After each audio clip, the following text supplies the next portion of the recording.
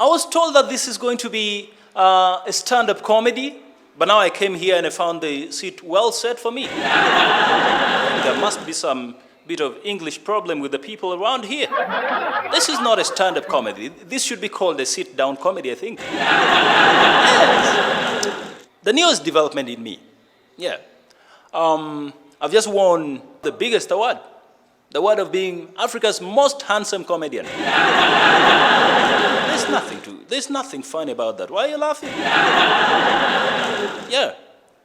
I don't know who voted, but that's what my wife told me. Yes, and she's not a liar. She's not a comedian. She's not a liar. I know that very well. Yeah. Anyway, thank you so much. What I want to bring right now is something that happened to me about 10 years ago. On this very day, 10 years ago, I got my first job. The only job that I did, minus getting a single penny. I did not get any money. No.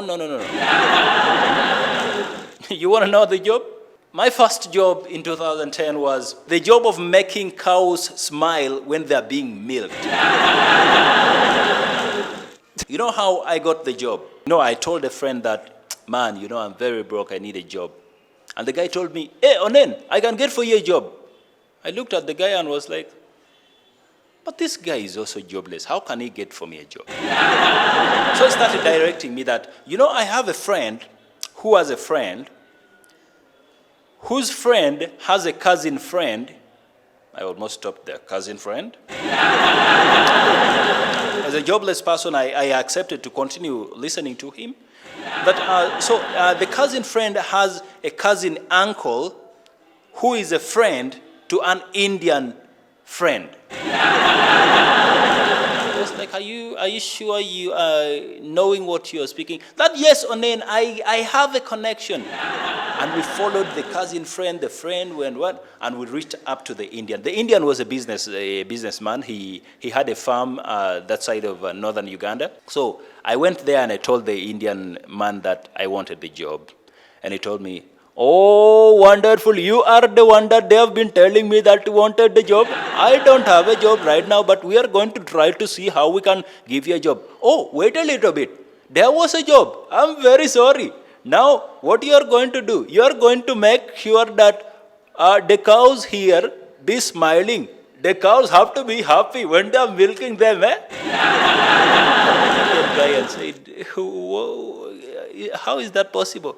Then he was like, Andrew, you don't want a job, right? You told me you want a job, but now you don't want a job. This is a very nice job. Being a broke person, I accepted. The first day when I went there to start the work now, I did all I could to make sure that the cow smiled. And the third day is the day that I asked my boss, the Indian guy, that now, how are you going to pay me? Because I see I'm getting used to this job and I think I'm going to get the success now. The guy was like, you know the Bible very well. I was like, Indian man are talking about the Bible? That, yes, you know the Bible. The Bible says that a man eateth from where he worketh. So you work where the milk is, so you are going to be paid by the milk. If you want money, then you have to go and work in the bank. I was like, are you serious?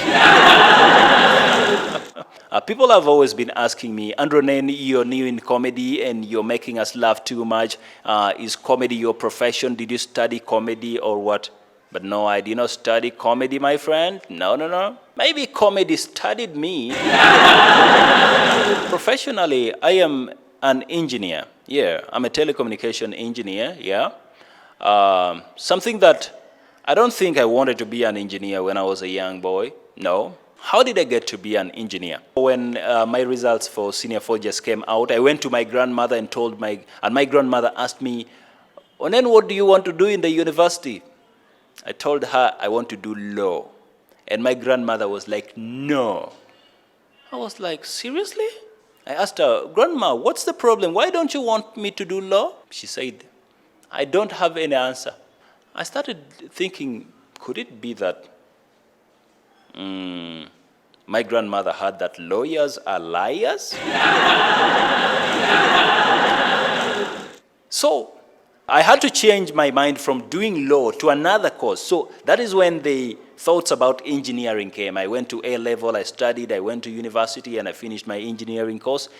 And now from there, when I went back like 7 years later, I went and asked my grandmother, still the same question. I asked her, "Grandma, why didn't you allow me to do law?" And my grandmother looked at me, that, "Onen, do you know that you are one of the brightest, if not the brightest child in this area?" I looked and smiled and said, "Yeah, the brightest and the darkest." And she told me, "Now, if you are that bright, why do you want to do low? Why can't you do high?"